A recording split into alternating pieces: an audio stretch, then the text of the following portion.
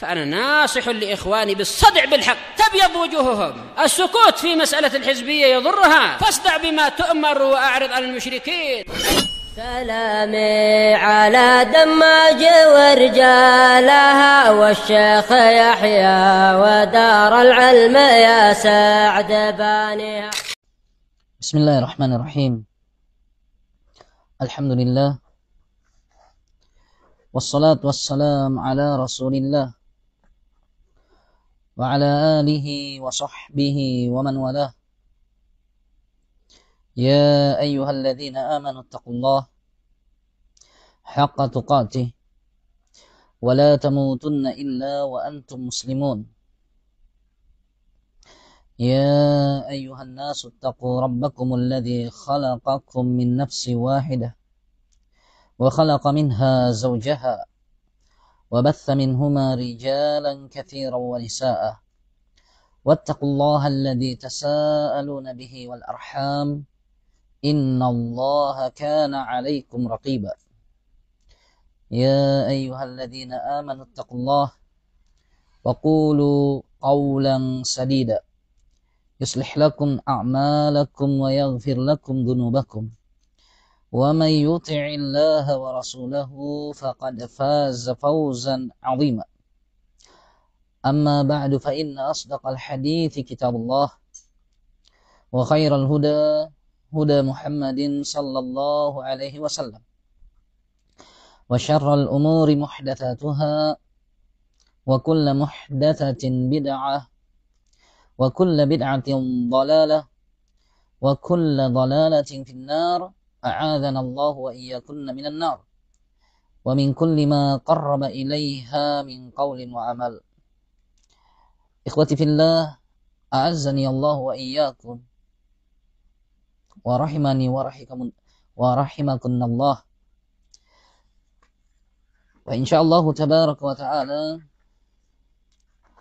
kita akan lanjutkan apa yang telah kita ambil dari suatu risalah yang berharga yang mengajarkan kepada kita adab-adab syar'iyyah terkait pernikahan yang merupakan karya tulis Al-Syekh Al-Allama Al-Muhaddits Muhammad Nasiruddin Al-Albani rahimahullah, di mana kita telah sampai pada adab yang ke-34 bagian pertama dari adab-adab dalam pernikahan terkait para hadirin. Kata beliau, ma yustahabbu liman hadarat dakwah, apa sajakah yang dianjurkan bagi orang yang ikut menghadiri undangan. Pada kesempatan sebelumnya kita telah mengambil satu dari dua hal yang disebutkan oleh penulis dari apa yang dianjurkan secara syariat bagi orang yang menghadiri undangan acara walimahan. Yang telah lalu kita ambil adalah ayyad'u li sahibiha ba'dal faraghi, mendoakan kebaikan untuk pemilik undangan setelah selesai menyantap dan juga memakan hidangan yang disajikan. Dan di antara hal yang penting barakallahu fikun adalah untuk kita ingatkan bahwa resepsi pernikahan atau undangan makan adalah undangan yang mengajak, memanggil para tamu untuk menyantap hidangan. Sehingga apabila santapan tersebut telah selesai, hidangan itu telah mereka cicipi dan juga rasakan, maka sepantasnya untuk bersegera meninggalkan dan jangan terlalu lama tinggal di tempat mempelai, baik itu mempelai laki-laki atau perempuan, karena itu barakallahu fikunna adalah di antara hal yang menyusahkan atau merepotkan, terlebih lagi yang berkaitan dengan sang mempelai, tinggal lama-lama sehingga mereka pun tidak enak hati untuk menyuruh keluar dan meninggalkan lokasi, menjaga perasaan, dan seterusnya. Dan ini adalah di antara adab yang hendaknya diperhatikan oleh para hadirin. Karena Allah Azza wa Jalla telah memberikan teguran kepada kaum mukminin dalam surat Al-Ahzab Karena seperti keadaan para hadirin yang mendatangi undangan walimahan dan yang semisalnya, apabila mereka telah selesai menyantap hidangan, mereka sudah puas merasakan sajian-sajian tersebut, mereka masih tinggal cerita-cerita dan menunggu-nunggu. Dan ini adalah di antara hal yang mengusik ketenangan atau mengganggu tuan rumah, yang mana mereka butuh istirahat, yang mana mereka mungkin masih memiliki tamu yang berdatangan, sehingga mempersempit dan memperlambat proses penyajian ataupun penyantapan hidangan yang mereka telah sajikan. Sehingga barakallahu fikum, apabila telah selesai, jangan berlama-lama. Apabila telah selesai menyantap hidangan, sajian tersebut, menyampaikan apa yang butuh dia sampaikan kepada mempelai. Dia mendoakan apa yang perlu dia baca dari doa-doa yang disyariatkan seperti yang telah lalu kita ambil pada pertemuan sebelumnya. Maka hendaknya dia segera untuk meninggalkan tempat itu dan berikan tempat peluang untuk orang lain. Allah Azza wa Jalla mengatakan dalam Al-Quranul Karim, ya ayyuhan nabi, ini berkaitan dengan undangan pesta acara pernikahannya Nabi sallallahu alaihi wa ala alihi wasallam. Begitu Nabi alaihi salatu wasallam menikah dengan salah satu istrinya, maka di antara para sahabat ada yang masih tinggal-tinggal bercerita, berbincang-bincang. Maka hal itu membuat Nabi alaihi salatu wasallam tidak enak untuk mengusirnya atau menyuruh mereka pergi dan meninggalkan lokasi, apalagi pengantin baru yang butuh waktu yang panjang bersama dengan pasangannya yang baru dia kenal atau baru dia nikahi. Kata Allah Azza wa Jal, ya ayyuhalladzina amanu la tadkhulu buyutan nabi, wahai orang-orang yang beriman. Nida panggilan ini untuk orang-orang yang beriman, karena Allah Azza wa Jalla mengetahui adab-adab seperti ini tidak akan bisa dilakukan kecuali mereka yang memiliki keimanan. Dan panggilan ini serta perintah yang akan disebutkan oleh Allah adalah sesuatu yang pasti akan segera dilakukan oleh mereka yang memiliki keimanan kepada Allah dan juga Rasulnya. Ya ayyuhalladzina amanu la tadkhulu buyutan nabi, wahai orang-orang yang beriman, janganlah kalian masuk ke rumah-rumah Nabi, illa ayyu'dzana lakum ila ta'amin, kecuali apabila kalian diizinkan untuk menyantap hidangan makanan. Kata Allah, ghaira nadhirina inah, tapi jangan sampai menunggu kebosanan, menunggu sampai jenuh baru pulang. Walakin idza du'itum, tapi apabila kalian telah diundang, fadkhulu, maka silakan masuk, hadiri. Fa idza ta'imtum, dan apabila kalian telah selesai makan, fantashiru, maka bersebaranlah, yaitu pulanglah, kembalilah. Wala musta'nisina li hadits, dan janganlah kalian tunggu untuk berbincang-bincang, menunggu-nunggu, tinggal-tinggal untuk bercerita. Kenapa? Inna dzalikum kana yu'dhin nabiyya fayastahyi minkum, karena sesungguhnya tinggal-tinggal berbincang-bincang, cerita, bahasa biasi, bahas sana, bahas sini, yu'dhin nabi adalah hal yang mengusik ketenangan Nabi sallallahu alaihi wasallam. Nah, sebagaimana itu yang dirasakan oleh kebanyakan tuan rumah. Mereka punya banyak tamu, kemudian mereka masih tinggal-tinggal dan berbincang-bincang, sementara tamu-tamu yang lain ingin berbincang-bincang, ingin berbicara dengan tuan rumah, ternyata disibukkan oleh orang yang terlalu lama atau berlama-lama tinggal berbincang-bincang sampai membahas sana, bahas sini, basa-basi. Nah, inna dzalikum kana yu'dhin nabi, karena sesungguhnya hal itu mengusik ketenangan Nabi sallallahu alaihi wasallam, fayastahyi minkum, dan Nabi pun merasa malu kepada kalian. Itu malu untuk usir, tidak enakan. Kita undang masa kita usir dan seterusnya. Fayastahyi minkum wallahu la yastahyi minal haq, sementara Allah itu tidak malu menyebutkan kebenaran. Ini adalah kebenaran yang harus kami terima. Ini adalah suatu kenyataan yang harus kita sadari, bahwasanya barakallahu fikum, tuan rumah juga merasa letih, capek menyajikan, mempersiapkan, belum lagi kalau acaranya itu sudah berjalan berhari-hari dan seterusnya. Nah, maka jangan hanya tinggal-tinggal dan mengusik ketenangan. Allahumma datang, kecuali barakallahu fikum dia datang membantu, menolong, meringankan, maka itu adalah khair, suatu hal yang dianjurkan, membantu, saling tolong menolong, ta'awun dalam melaksanakan apa yang disyariatkan. Tapi barakallahu fikum, kalau hanya tinggal dan cerita dan berbincang-bincang pada perkara yang membuat tuan rumah merasa tidak nyaman, fayastahyi minkum, sehingga dia pun malu untuk berbicara bahwa kamu sudah terlalu lama dan seterusnya, Wallahu la yastahi minal haq. Dan Allah itu tidak merasa malu dari yang namanya kebenaran. Sehingga ini barakallahu fikum dari antara adab yang berkaitan dengan apa yang kita sebutkan pada pertemuan sebelumnya, yaitu yustahabbu liman hadarat dakwah, dianjurkan bagi siapa yang menghadiri dakwah. Yang pertama, ayyad'u li sahibiha ba'dal faraq, dia mendoakan kebaikan kepada pemilik undangan setelah selesai makan.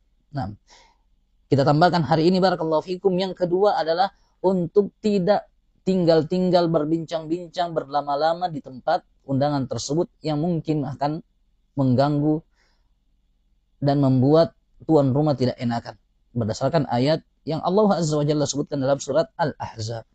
Kemudian yang kedua, kata beliau, di antara adab yang dianjurkan bagi para hadirin, perkara berikutnya, ad-du'a lahu wa li zawjihi bil khairi wal barakah. Nah, adalah mendoakan pengantin pria dan pengantin wanita, mendoakannya kebaikan dan keberkahan. Dan ini barakallahu fikum adalah di antara hal yang terpenting yang dilakukan oleh para hadirin setelah atau sebelum dia menyantap makanan, maka jangan lupa untuk mendoakan kebaikan dan juga keberkahan kepada kedua mempelai. Apabila memungkinkan untuk mendoakan keduanya, maka silahkan doakan. Apabila tidak memungkinkan dikarenakan itu bukan mahram, wanita itu bukan mahrammu, atau laki-laki itu bukan mahrammu, maka doakan siapa yang bisa kau doakan dari yang sejenis denganmu. Laki-laki doakan mempelai pria, yang wanita doakan mempelai wanita dengan kebaikan dan keberkahan. Wa fihi ahadits, dan dalam pembahasan ini terdapat beberapa hadis. Al-awwal, yang pertama, an Jabir bin Abdullah radhiyallahu anhuma qala, dari Jabir bin Abdullah radhiyallahu anhuma, beliau berkata, halaka abi, bapakku binasa, yaitu meninggal dunia. Dan bapaknya Jabir bin Abdullah, yaitu Abdullah bin Haram al-Ansari ini, meninggalnya pada perang Badr atau perang Uhud. Pada perang Uhud. Dan dia di antara yang pertama-tama dan mula-mula tewas di medan perang. Wa taraka sab'a banatin aw tis'a banat, dan dia meninggalkan 7 atau 9 anak perempuan, yaitu saudari Jabir bin Abdullah radhiyallahu anhu. Bapaknya meninggal dunia sedangkan dia memiliki 9 saudari. Dan tentu barakallahu fikum, anak-anak perempuan, apalagi jumlahnya banyak, adalah sesuatu yang sedikit merepotkan dalam mengurusnya. Terlebih lagi bagi seorang pria, yang mana tidak setiap tempat dia bisa masuk bersama dengan saudari-saudarinya yang perempuan. Fatazawwajatu imra'atan thayyiban, kata Jabir bin Abdullah, untuk mengambil solusi agar dia bisa mengurusi 9 saudari-saudarinya yang saat itu masih kecil. Jabir bin Abdullah mengatakan, fatazawwajatu imra'atan thayyiban, saya pun menikahi seorang wanita yang sudah menjanda. Faqala li Rasulullah sallallahu alaihi wasallam. Dan Jabir bin Abdullah insyaallah akan menyebutkan apa gerangan alasan dia menikahi janda. Maka Nabi sallallahu alaihi wasallam pun berkata kepadaku, tazawwajta ya Jabir, apakah engkau telah menikah wahai Jabir? Faqultu na'am, aku jawab iya. Qala abikran am thayyiban, apakah yang kau nikahi itu adalah seorang gadis yang masih perawan ataukah seorang wanita yang sudah menjanda? Qultu bal thayyiban, kata Jabir, aku jawab, yang aku nikahi adalah seorang wanita yang sudah menjanda. Qala fahalla jariyatan tula'ibuha wa tula'ibuk, maka Nabi mengatakan, tidakkah engkau menikahi perawan saja, yang mana engkau bisa mempermainkannya dan dia mempermainkanmu? Yaitu engkau bisa banyak melakukan aktivitas-aktivitas yang bersenang-senang yang sangatlah menghibur, karena dia adalah seorang yang masih perawan. Engkau bisa bermain-main dengan dia, mempermainkannya, menggodanya, merayunya. Sebagaimana dia pun juga akan balas menggoda, merayumu. Wa tudahikuha wa tudahikuki, sebagaimana engkau bisa mentertawakannya. Nah, apalagi seorang perawan yang sangat lugu, dia tentu akan merasa malu, tidak enakan untuk melakukan suatu tindakan, atau dia mungkin mahir dalam melakukan sesuatu, tapi dikarenakan dia merasa gugup di hadapan suaminya yang baru, maka dia mungkin melakukan suatu kesalahan ataupun dia tidak mampu menyelesaikan tugasnya seperti biasa dia lakukan. Sehingga engkau akan mentertawakannya, wa tudahikuk, sebagaimana dia juga akan mentertawakanmu. Nah, dan ini barakallahu fikum adalah diantara anjuran dari Nabi alaihi salatu wasallam untuk menikahi gadis yang masih perawan. Karena di sana ada sesuatu yang diharapkan dari hubungan suami istri, yaitu percintaan. Percintaan yang bukan hanya sebatas hubungan ranjang, tapi di sana ada pergaulan yang mereka akan lakukan di luar hubungan itu. Kata Allah Azza wa Jal, wa min ayatihi an khalaqalakum min anfusikum azwajan litaskunu ilaiha. Dan di antara tanda-tanda kebesaran Allah, Allah menciptakan untuk kalian pasangan dari diri-diri kalian, yaitu dari jenis kalian. Pasangan manusia adalah manusia, jin pasangannya juga jin. Sebagian disebutkan oleh Syekhul Islam Ibnu Taimiyah, dan tidak halal bagi seorang manusia menikahi wanita jinniyah, sebagaimana tidak halal bagi pria jinni menikahi wanita dari kalangan manusia. Karena Allah menciptakan masing-masing dari jenisnya. Min anfusikum, itu dari diri kalian, jenis kalian. Baik, wa ja'ala bainakum litaskunu ilaiha, agar kalian bisa menenangkan diri kepada pasangan kalian itu. Wa ja'ala bainakum mawaddatan wa rahmah, dan Allah akan jadikan di antara kalian mawaddah, saling cinta, suka satu dengan yang lain. Wa rahmah, dan saling sayang menyayangi. Inna fi dzalika laayatin liqaumi yatafakkarun. Sesungguhnya dalam hal tersebut terdapat tanda-tanda kebesaran bagi orang-orang yang mau berpikir. Nah, maka Nabi alaihi salatu wasallam anjurkan untuk menikahi yang masih perawan dengan alasan yang disebutkan tadi. Faqultu lahu, maka aku pun berkata kepada Nabi. Jabir bin Abdullah ingin menerangkan alasan kenapa dia lebih memilih dan lebih mengutamakan janda. Faqala inna Abdallahi halaka wa taraka tis'a aw sab'a banatin. Sesungguhnya Abdullah, yaitu bapaknya, meninggal dunia dan meninggalkan 9 atau 7 anak perempuan. Yaitu saya memiliki 9 atau 7 saudari yang masih kecil. Wa inni karihtu an aji'ahunna bimithlihinna, dan saya tidak suka kalau kiranya saya menikahi seorang wanita gadis yang semisal dengan saudari-saudariku itu. Artinya saya hanya menambah beban. Saya harus mengurusi saudari-saudariku, ditambah lagi saya mengambil seorang wanita yang usianya sebaya dengan saudari-saudariku. Bukannya membantu dan menolong saya untuk mengurusi saudari-saudariku, tapi malah menambah apa yang harus saya urusi. Maka Jabir bin Abdullah mengatakan, fatazawwajtu imra'atan, maka aku pun sengaja menikahi seorang wanita, yaitu yang sudah menjanda, taqumu alaihinna wa tuslihahunna, yang nantinya wanita itu bisa mengurusi dan memperbaiki kondisi saudari-saudariku tersebut. Di sini barakallahu fikum, Jabir bin Abdullah radhiyallahu tabaraka wa taala menunjukkan bahwa janda memiliki kelebihan. Dan bahwasanya janda adalah sosok yang sudah memiliki pengalaman yang tidak dimiliki oleh seorang gadis yang masih perawan. Nah, pengalaman bukan hanya berkaitan dengan urusan ranjang. Nah, tentu dia sudah berpengalaman.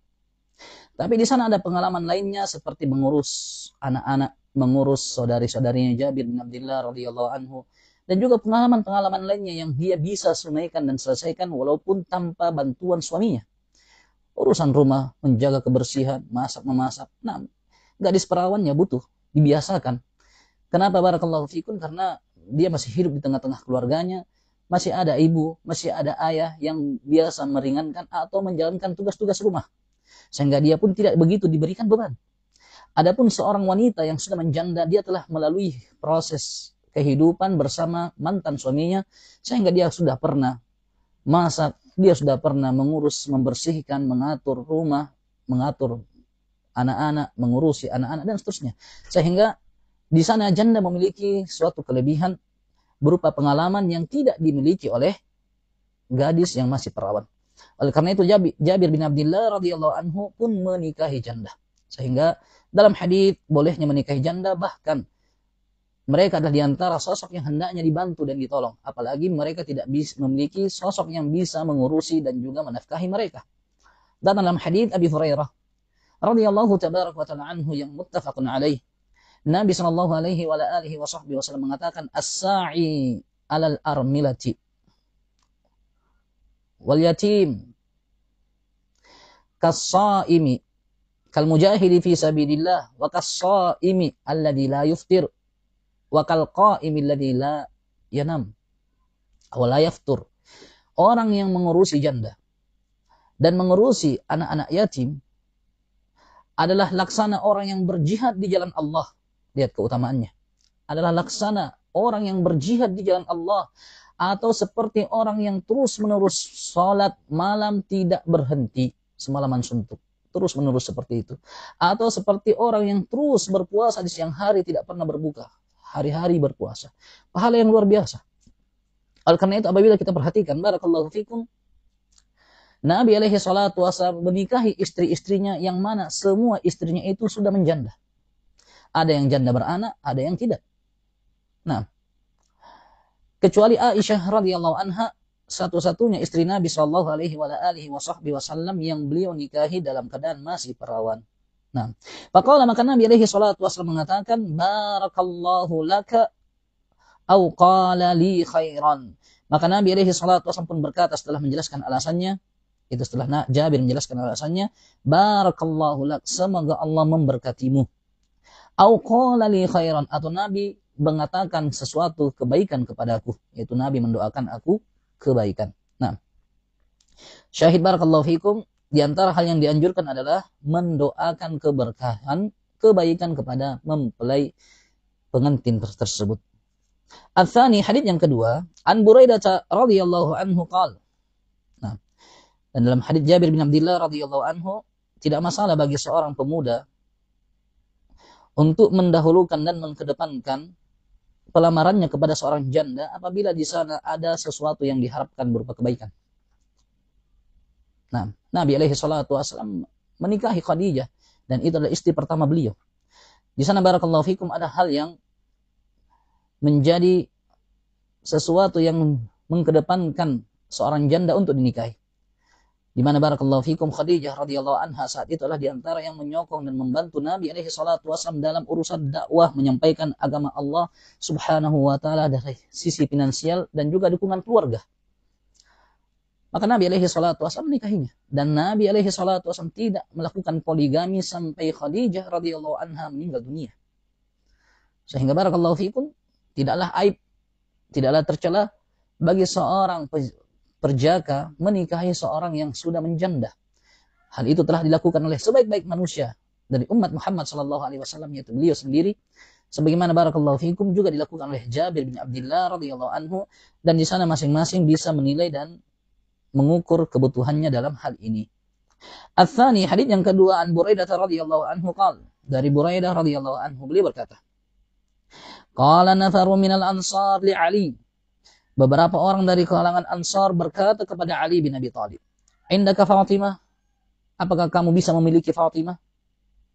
Yaitu saat itu Ali bin Abi Thalib belum menikahi Fatimah, tapi sebagai seorang sepupu dia tertarik dengan sepupunya. Dan juga para sahabatnya Ali bin Abi Thalib menganjurkan dan mendorong Ali bin Abi Thalib agar bisa menikahi Fatimah radhiyallahu anha, putri dari Nabi sallallahu alaihi wasallam. Fa'ata Rasulullah sallallahu alaihi wasallam, maka Ali pun mendatangi Rasulullah. Fasallama alaihi, dia pun mengucapkan salam. Faqala ma hajatu ibni Abi Thalib, apakah kebutuhannya putra dari Abu Talib? Faqala ya Rasulullah, maka Ali bin Abi Thalib pun menjawab, dzakartu Fatimah binti Rasulillah, saya ingat, yaitu saya menyebut-nyebut Fatimah, yaitu dalam hati saya tertarik dengan Fatimah. Dzakartu Fatimah binti Rasulillah. Qala marhaban wa ahlan. Maka Nabi alaihi salatu wasallam menjawab ucapannya Ali bin Abi Thalib ini dengan kalimat marhaban, selamat, wa ahlan, dan anggap seperti keluarga. Nah, lam yazid alaihima. Nabi tidak menambah lebih dari dua kata ini. Ahlan, mahlan, marhaban wa ahlan. Kata-kata yang sedikit membingungkan bagi Ali. Apakah lamaran saya diterima atau tidak? Nabi hanya mengatakan marhaban, selamat datang, wa ahlan, dan anggap sebagai keluarga. Fa kharaja Ali bin Abi Thalib ala ulaika rahti minal ansar yantadhirunahu. Maka Ali bin Abi Thalib pun keluar menjumpai sebagian orang-orang Ansar yang tadi menunggunya. Faqalu ma wara'aka. Maka mereka menjawab, apa di balikmu? Yaitu apa yang terjadi setelah kamu pergi dari kami. Qala Ali bin Abi Thalib mengatakan, "Ma adri, saya tidak tahu." Ghairu annahu qala li marhaban wa ahlan. Akan tetapi Nabi berkata kepada saya begitu mengucapkan keinginan saya untuk meminang Fatimah, marhaban wa ahlan. Selamat datang dan anggap sebagai keluarga. Faqalu yakfika min Rasulillah sallallahu alaihi wasallam ihdahuma. Cukup bagimu dari Rasulullah salah satu dari dua kata ini. Apakah marhaban saja, selamat datang saja, atau memang kamu menjadi keluarga? A'taqal ahl wal marhab. Marhab. Engkau telah diberikan keluarganya, yaitu Fatimah radhiyallahu anha, dan selamat datang untukmu. Falamma kana ba'da dzalik, setelah hari itu, ba'da ma zawwajahu qal, yaitu setelah ternyata Nabi alaihi salatu wasallam menerima lamarannya dan menikahkannya. Qala, Nabi berkata, "Ya Ali, innahu labudda lil arus min walimah." Wahai Ali, sesungguhnya harus bagi seorang pengantin melakukan walimahan. Nah, dan ini adalah diantara kewajiban laki-laki. Dan biasanya itu diserahkan pada uang penaik. Lalu diurusi oleh keluarga wanita. Toh kalau kiranya keluarga wanita tidak mau mengurusi pesta perayaan, maka itu tanggung jawab seorang laki-laki untuk melakukan pesta resepsi pernikahan. Nah, ya Ali, innahu labudda lil arus min walimah. Wahai Ali, sesungguhnya harus bagi seorang pengantin melakukan walimahan. Faqala maka saat orang-orang Ansar yang ikut mendorong dan motivasi Ali bin Abi Thalib untuk menikahi Fatimah mengatakan, "Indika, saya punya seekor kambing, saya punya seekor domba." Wa jama'a lahu rahtun minal ansar aswa'an min durah. Dan beberapa orang dari orang-orang Ansar, yaitu sahabat-sahabatnya Ali bin Abi Thalib yang tadi mendukung dan mendorong Ali untuk menikahi Fatimah, mengumpulkan beberapa sa' berupa gandum atau durah, jagung. Falamma kanat lailatul bina, yaitu mereka mempersiapkan apa yang dibutuhkan untuk melakukan acara resepsi pernikahan. Potong seekor kambing dan juga jagung yang mereka bisa konsumsi sebagai makanan pokok mendampingi daging kambing yang mereka akan sembelih. Falamma kanat lailatul bina, maka di hari malam pengantinan, malam pertamanya, qal, Nabi berkata, "La tahdud syai'an hatta talqani." Jangan kau lakukan sesuatu apapun sampai menjumpaiku. Pada Rasulullah sallallahu alaihi wasallam bima, maka Nabi alaihi salatu wasallam minta didatangkan air. Fatawadda'a fihi, lalu Nabi pun berwudu di dalam air tersebut, yaitu Nabi berwudu lalu sisa-sisa air wudunya beliau biarkan jatuh dalam wadah tersebut. Thumma abraghahu ala Ali, lalu menuangkan sisa air wudu Nabi itu kepada Ali. Faqala, lalu berkata, "Allahumma barik fihima wa baraka lahuma fi binaihima." Ya Allah, berkatilah pada keduanya dan berkati keduanya pada malam mereka berdua, yaitu malam pengantinan mereka berdua. Baik, syahid di sini doa yang dipanjatkan kepada orang yang menikah. Dan ini barakallahu fikum di antara hal yang sepantasnya untuk tidak dilupakan begitu kita menghadiri undangan. Al-Thalith, hadits yang ketiga, an Aisyah radhiyallahu anha qalat, dari Aisyah radhiyallahu anha beliau berkata, "Tazawwajani Nabiyyu sallallahu alaihi wasallam." Nabi sallallahu alaihi wasallam menikahiku. Fa'atatni ummi, maka ibuku mendatangiku. Ummu Ruman, istri Abu Bakar As-Siddiq, ibunya Aisyah, namanya Ummu Ruman.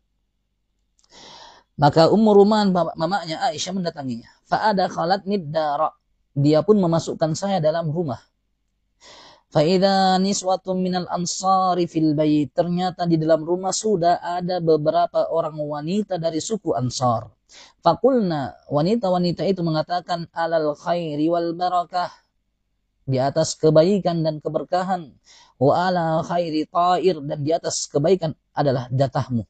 Ta'ir, kata penulis dalam catatan kaki, ta'irul insan ay nasibuhu, yaitu alal khairi ta'ir wa alal khairi nasibuki, yaitu di atas kebaikan itulah jatahmu. Nah, sebaik-baik jatah untuk Aisyah adalah Rasulullah sallallahu alaihi wasallam, sosok terbaik di atas muka bumi sebagai pasangan hidupnya. Bahkan Allah Azza wa Jalla menikahkan Nabi sallallahu alaihi wasallam dalam mimpinya.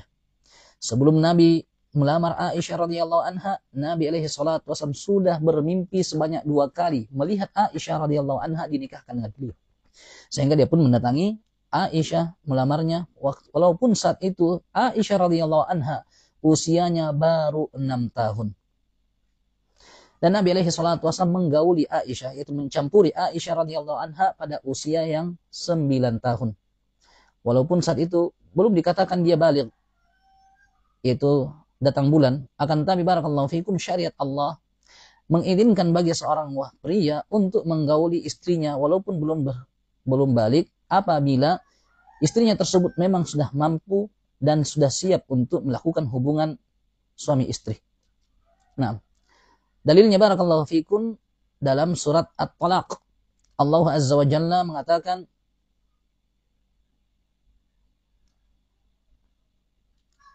wallahi lam yahid.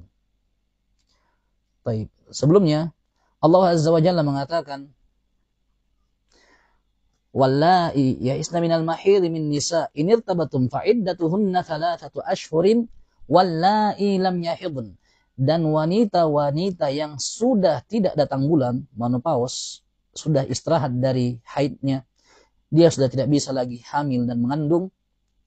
In irtabatum, apabila kalian ragu untuk melanjutkan kehidupan bersamanya, yaitu kalian tidak mau lagi melanjutkan hubungan suami istri, fa'iddatuhunna 3 ashhur, maka apabila kamu ceraikan, masa iddah mereka itu selama 3 bulan.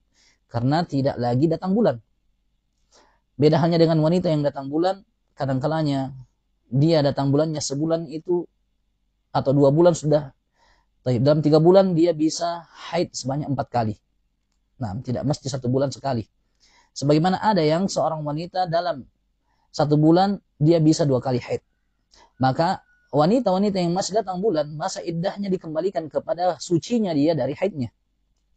Dan insya Allah semoga ada kesempatan kita akan membahas dima tabi'iyah an-nisa, dima an-nisa at-tabi'i, hukum seputar darah tabiat seorang wanita, karya Syekh Muhammad bin Shalih Al-Utsaimin rahimahullah, yang insya Allah di situ terdapat banyak faedah yang sangat dibutuhkan oleh para wanita, baik yang masih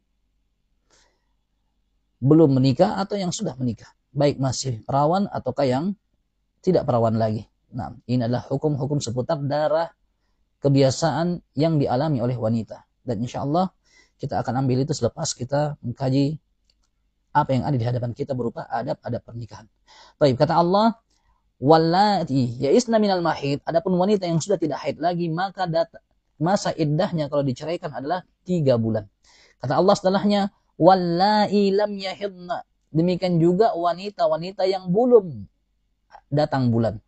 Kiranya mereka sudah punya suami lalu mereka diceraikan sebelum dia mengalami masa haid, maka dia, yaitu wanita tersebut, melakukan masa iddah selama 3 bulan seperti wanita yang sudah tidak lagi datang bulan.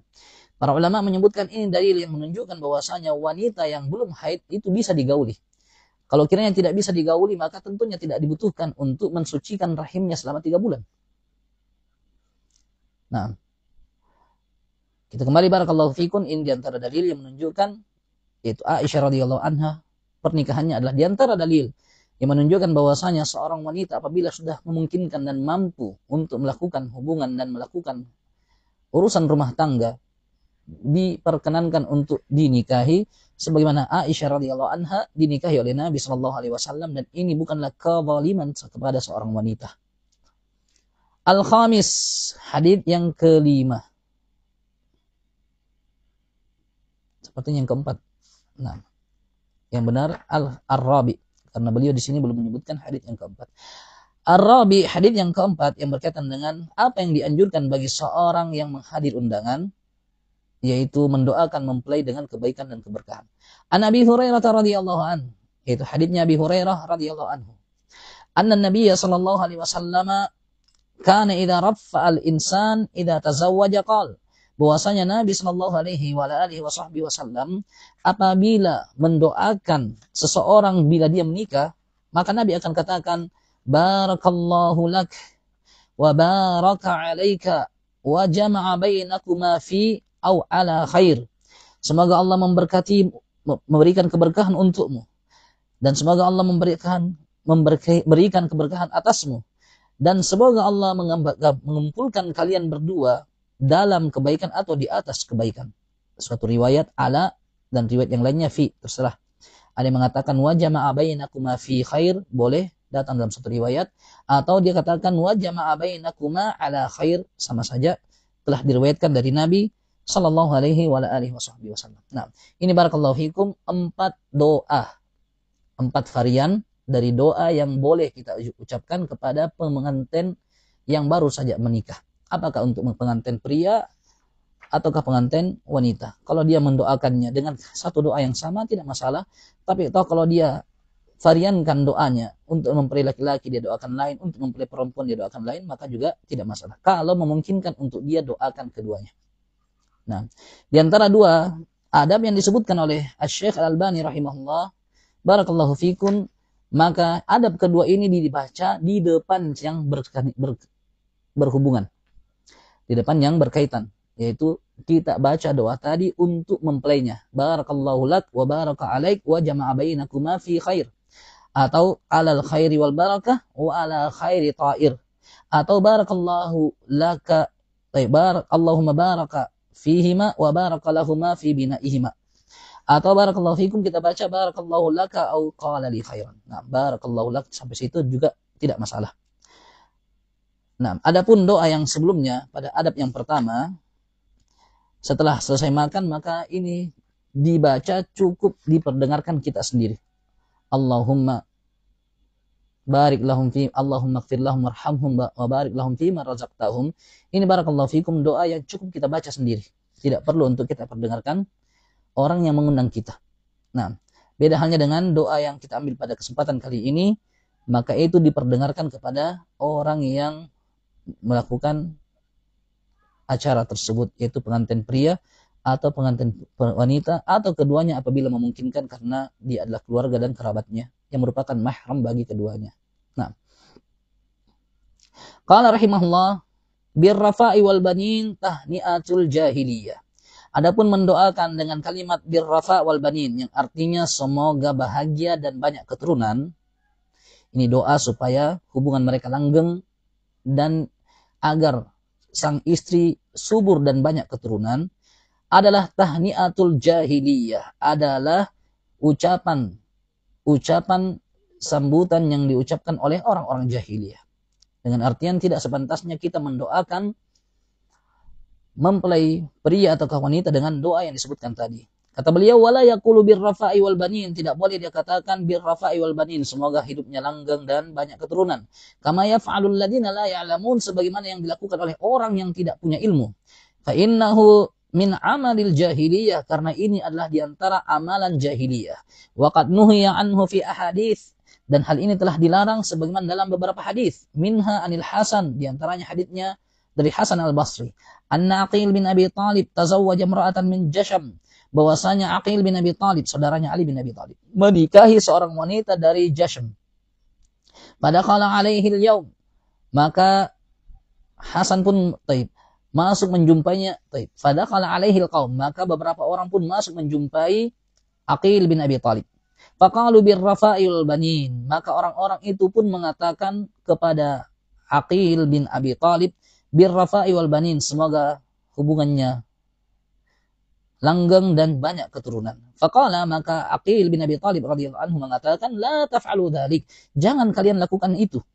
Fa inna Rasulullah sallallahu alaihi wasallam naha an dzalik, karena sesungguhnya Rasulullah melarang membaca doa seperti itu. Qalu fama naqulu ya Aba Zaid, mereka menjawab, kalau begitu apa yang harus kami katakan wahai Abu Zaid? Qala qulu, ucapkanlah, barakallahu lakum wa baraka alaikum, inna kadzalika kunna nu'mar.